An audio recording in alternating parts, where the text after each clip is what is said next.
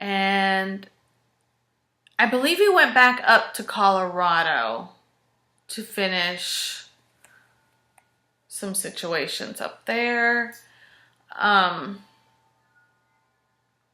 He would send me pictures of this little kitty and how much joy he brought to him.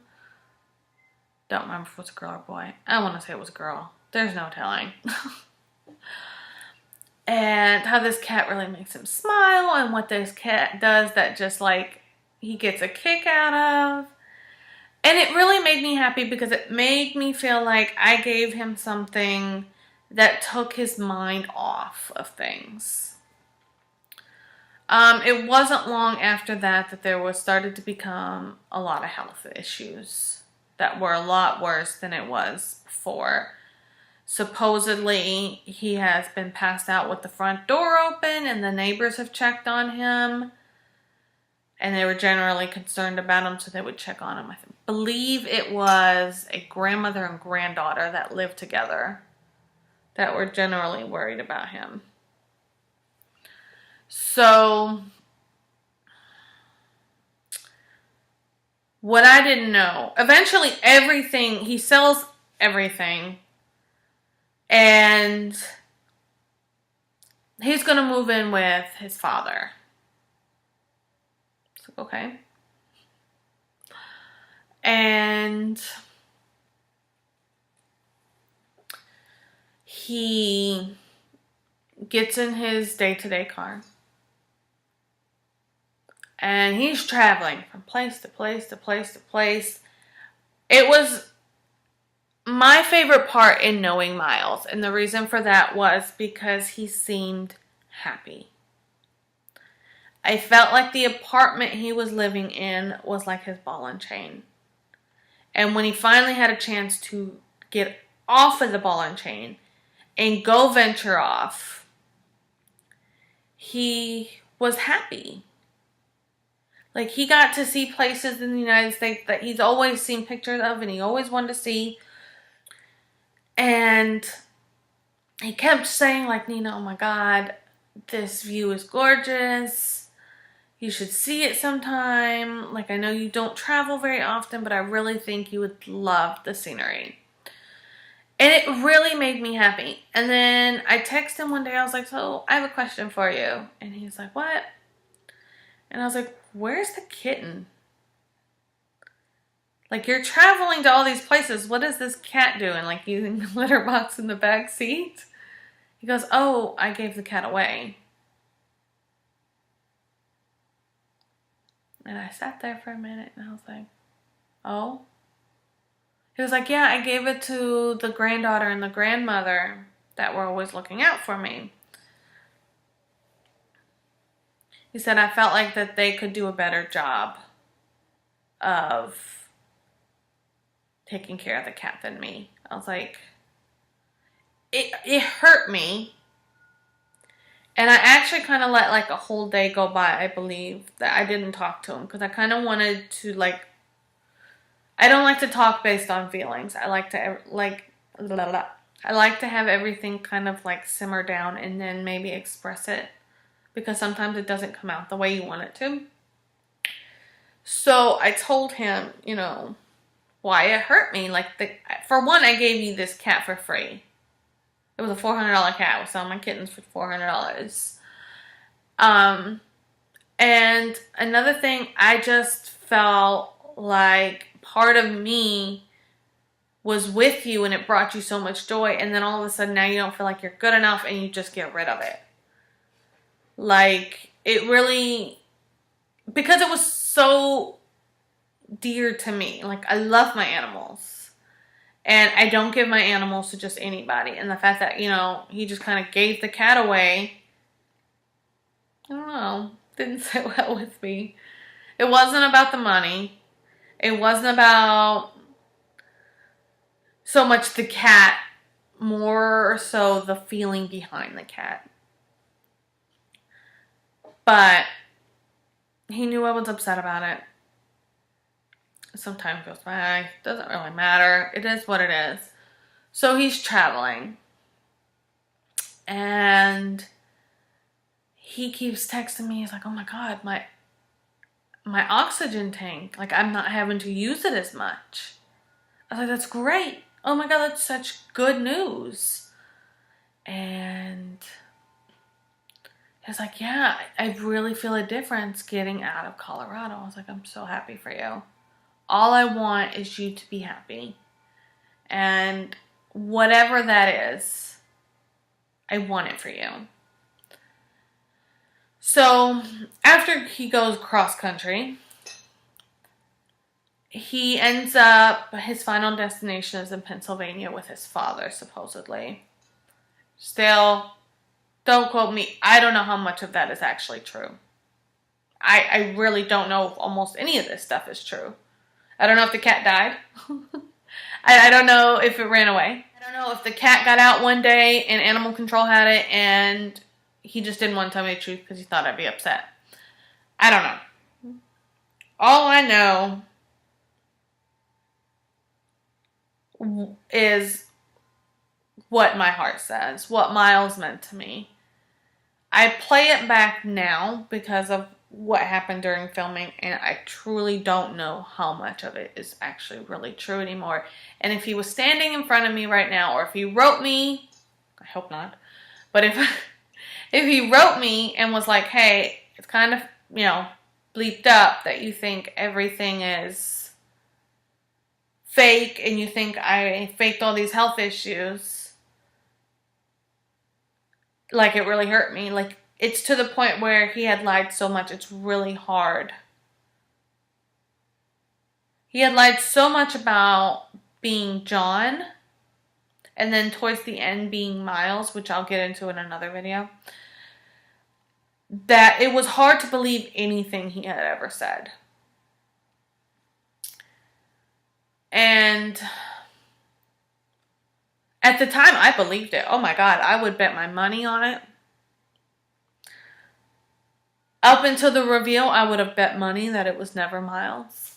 Miles was my best friend. Like, he came in my chat room. Everybody welcomed him. Everybody was happy that he was in the chat room. It was a place that he felt belonged. Is that a word? Belonged? He felt like he belonged. Yeah, I think it's a word. Yeah.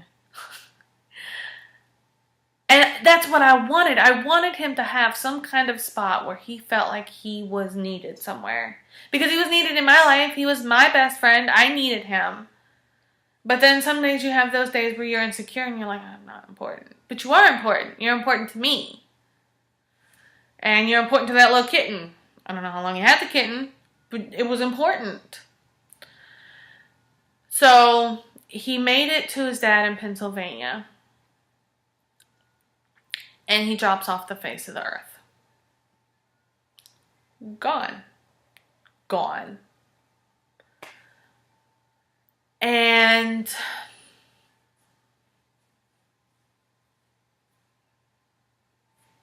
I want to say a few months later, I get a text saying, hey, how have you been? What?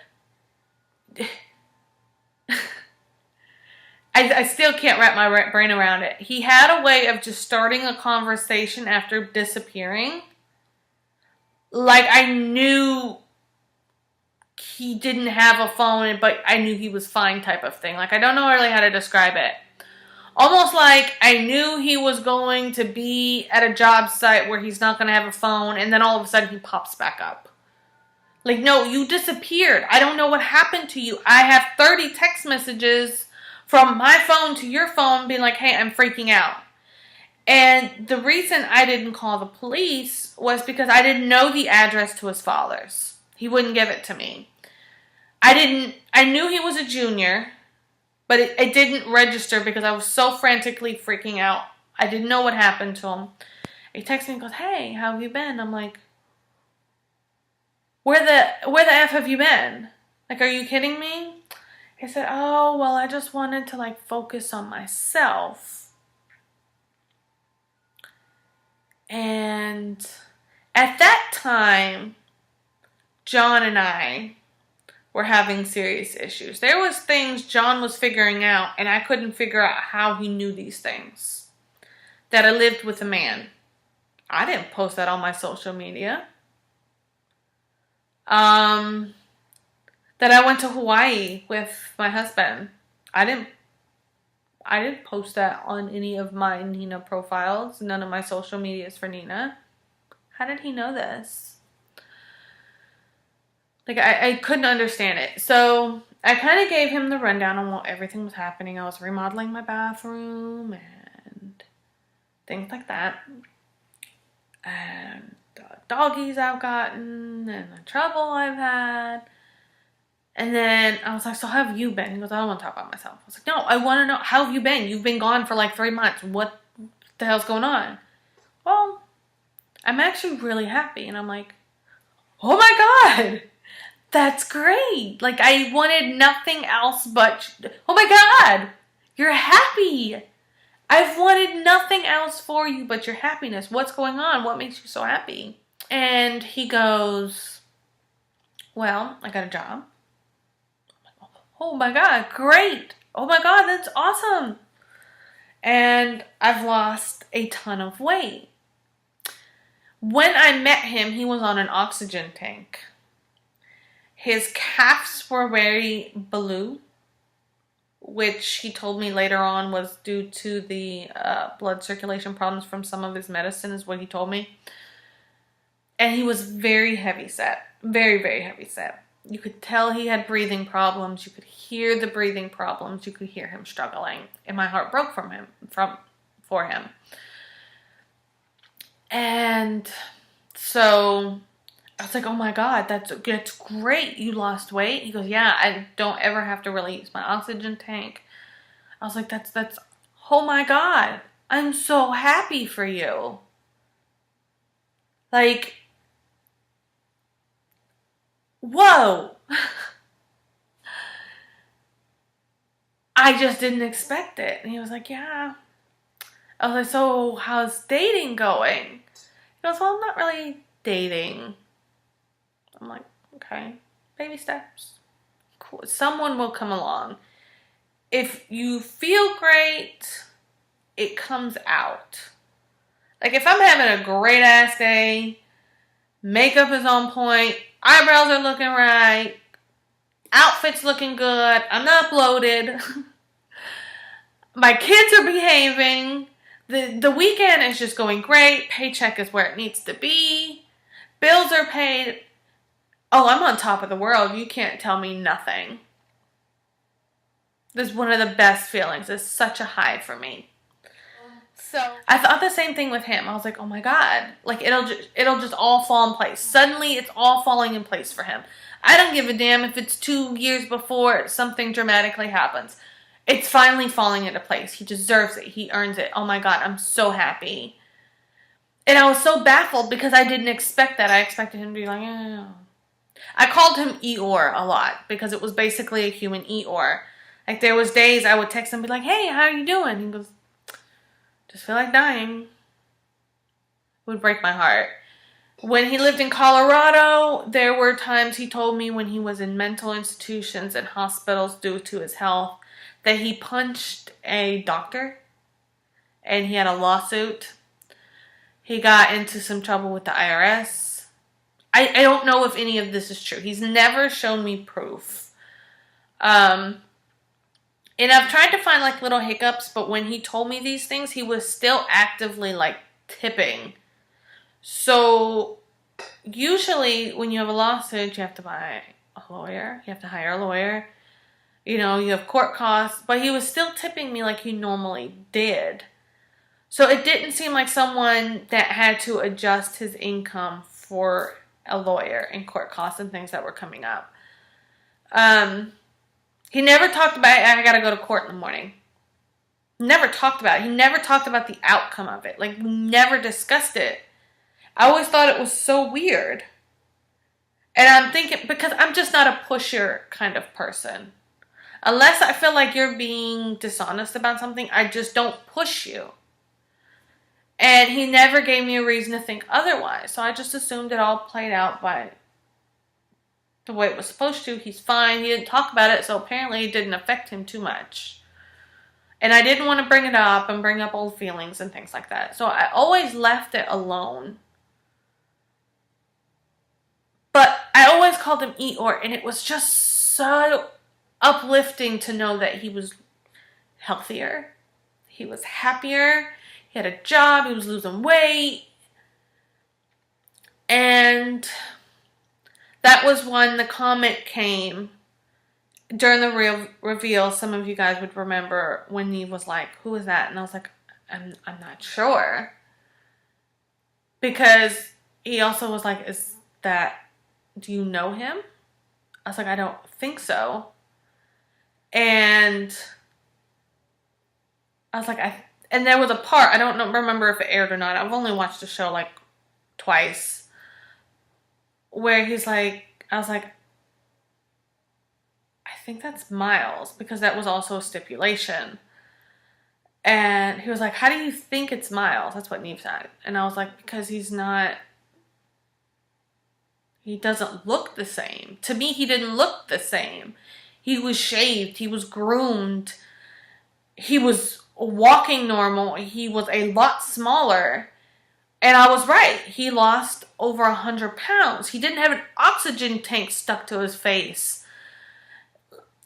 He was walking normal, like he wasn't in pain. So it did not just register. On top of the fact that I just didn't think my best friend was going to deceive me the way he did. So the fact that he was doing great had me on cloud 9. I was so pumped. And then he disappears again. So, I want to say this time last year he popped back. No.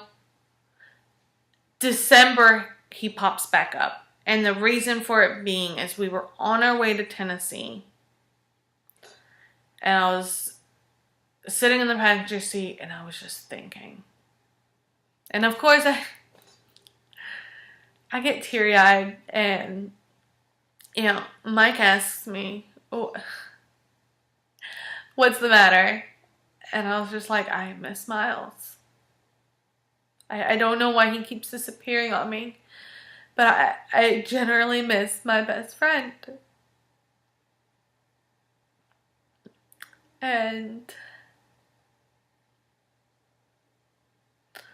I explained to him that all I want for Christmas is to know that he's okay. Because all I'm picturing is him moving out of his parents' house. All I'm picturing is him moving out of his parents' house, and he gets an apartment and something happens to him and nobody knows, and he's just dead in an apartment that's not getting the mortgage paid because nobody's looking for him. I didn't know if he had a big disputed argument, because he said him and his father don't get along. So all I told Mike is all I want for Christmas is to know that Miles is okay. Because last time I heard he was doing so great, I just want to know that maybe he found somebody and she didn't approve of our friendship and he wanted nothing, he just wanted his relationship more than her. With me, I mean. He wanted his relationship with his new girlfriend and a possibility to start a new life than with me. And I was 100% okay with that. I just wanted to know that he was okay. That's all I wanted. Because he disappeared. I didn't know. And all I knew was he had all these health issues in the past, and then suddenly now he's gone again. I told myself in my head, he's got a new girl. He got a new cam girl, or he's got a new girlfriend, and she didn't approve. And if that's the case, I'm perfectly fine with stepping down. That was worth it to me. But the fact I never got closure just wasn't setting with me. So Mike, actually, we did some investigating. I was able to just kind of talk to him about it. And he was like, well, let's do some investigating. And several years prior, I had made an account for Miles for Facebook. And I would tag him in all this funny stuff. And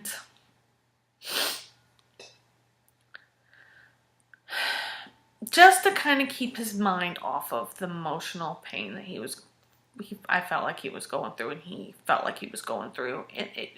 We noticed. I just wanted to keep his mind off of the emotional pain because I've been through depression. I've been diagnosed with it. You know, I've been there, done that. So we look up his Facebook profile. We actually make like a Facebook phone call, no answer. And it doesn't really tell you the last time they logged in. So we take the name and we Google it on this app. And we didn't even use Google. Mike paid for an app to use it. And we found him like that. I can't stay up, sorry. That's all I got for you. And he was like, this is a number. And I was like, oh my God. Like, do I call it? What do I say when they pick up? And I was like, I don't know. I was like, call it. I don't want to call. So Mike calls, and a woman picks that up. And I'm like, hang up, hang up, hang up, hang up. Because when a woman answered the phone, I kind of knew, like, okay, he found somebody. He's okay. He's okay. And that's all I wanted. The woman just didn't approve of our friendship. Fine. It hurt me that he couldn't tell me this. And, you know, I spent months worrying. But he's okay. And that's all that mattered. And I hung up. No, he hung up. But he didn't, so I was like, hang up, hang up. He goes, is Thomas there? And she's like, who's calling? And I'm like, hang up, please. I don't want to cause any problems between them two. And he was like, John's calling. What? You couldn't say, like, fucking Robert. You couldn't say fucking any other name in the whole wide world other than John. And at the time, we didn't know that Miles was John. So all of a sudden, a man picks up the phone.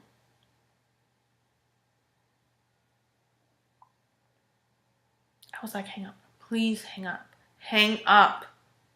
Hangs up the phone. And the tears just start rolling. I'm like, he's happy. He's okay. But why wouldn't he have just said his goodbyes and just laid it? Why did he just have me guessing? And I kid you not, and I couldn't make this up if I tried. A couple days later, Miles comes in. Miles' name pops up on my phone. And I start trembling, and I'm like, I messed up his relationship. He thinks that you contacted me. Oh my God, I just ruined his relationship. Oh my God. He was like, how have you been?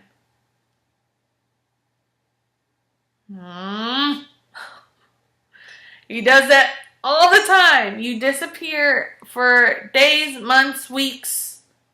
Days, weeks, months. Dyslexic. And then you just pop up with a text message asking how I've been. So I told him the situation about the phone call. He goes, you do realize I'm a junior, right? I did. But now that you kind of like stuck my face in it, I just realized it. Because you called my dad.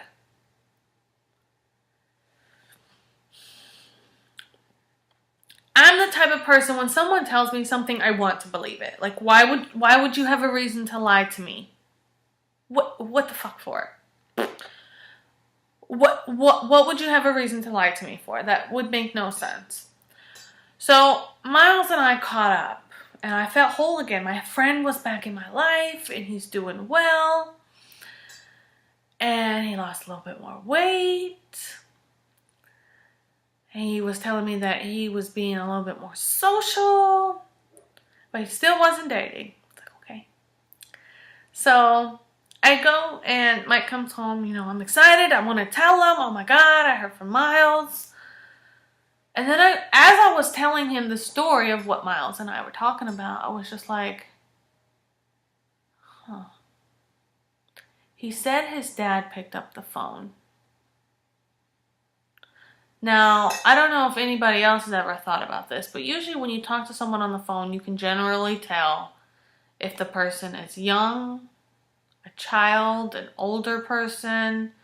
Generally tell. So I'm telling Mike, and I'm like, the man that we talked to on the phone that night didn't sound like he was at least 60. Miles was at least somewhere in his 40s. I don't really know how truly old Miles was. When I made the Facebook count, I don't know if the birthday he actually gave me is real. Like I said, I don't know anything that Miles has ever told me was real, based on what I found out while filming. And I was talking to Mike, and I was just like, Miles' dad didn't sound like a senior citizen. At that time, I want to say Miles was good in his 40s, mid-40s, late 40s. So his dad had to at least be 20 years older than him. He didn't sound like an old man. So that had me always questioning it. And I brought it up to him. And usually he's very apologetic and he really breaks things down. But during this text message conversation, he was just like, look, I said it was my dad. If you don't believe me, I don't know what else to tell you. And it was the first time he ever jumped down my throat on anything. I was just like, oh my goodness. Okay, all right, it was your dad. You say it was your dad. Cool. At that time, I really didn't have a reason to speculate anything. And I was just like, I'm just shocked. Why didn't you just contact me? If you're not seeing anybody, there was no reason to suddenly just stop talking to me. Why did you stop talking to me? He was like, look, I said I was sorry. Either take my apology or leave me alone. And it was during this whole conversation, I'm like, oh my God. I was like, okay. And I left it alone. I was like, it's not worth the argument. I'm not a confrontational person. I don't like to argue with people. I don't like drama in my life. I was like, okay. I had enough problems with John at that time. So I left that whole situation alone. And I was just happy he was in my life. All that other stuff, I was just like, forget it. It's not even worth bringing up anymore because clearly he's upset about it. So I left it alone. And up until filming, Miles stayed into the picture. Now, I know there's a lot of information to take in. And I'm going to try to do some sort of timeline type of thing still. Where it's not just a bunch of information. You guys are just like, whoa.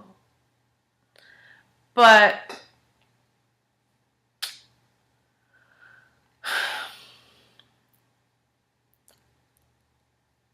it's been very spotty with Miles. And I'm not the type of person to question anybody. If you tell me something, I automatically just assume that's what it is. What else do I have to go on, So in the next story, I kind of want to get into John. And then after that, I want to combine the stories where it becomes more of a timeline for you guys. Because right now it's just okay, there's a bunch of great stuff about Miles, moving on. And you guys want to know about John, but in order to know about John's life, you have to know about Miles' life and where they've connected. So, I appreciate you guys listening to this part of the story. I know it's really long. I am shocked anybody's actually going to listen to this whole thing. But it's made me feel better. If anything, I feel a little bit vented. So, if you want to hear more of my story, which I wouldn't be surprised if you don't, because I'm big black. I'm a big fat blabbermouth. But if you do, like and subscribe below. Next story I'm going to post will be the John story. That will be posting where John kind of comes into the picture and how everything plays out. So, follow the story. Don't quit on me. We're halfway there. We're halfway there now. Thank you guys for listening. I will see you guys next time. Toodles.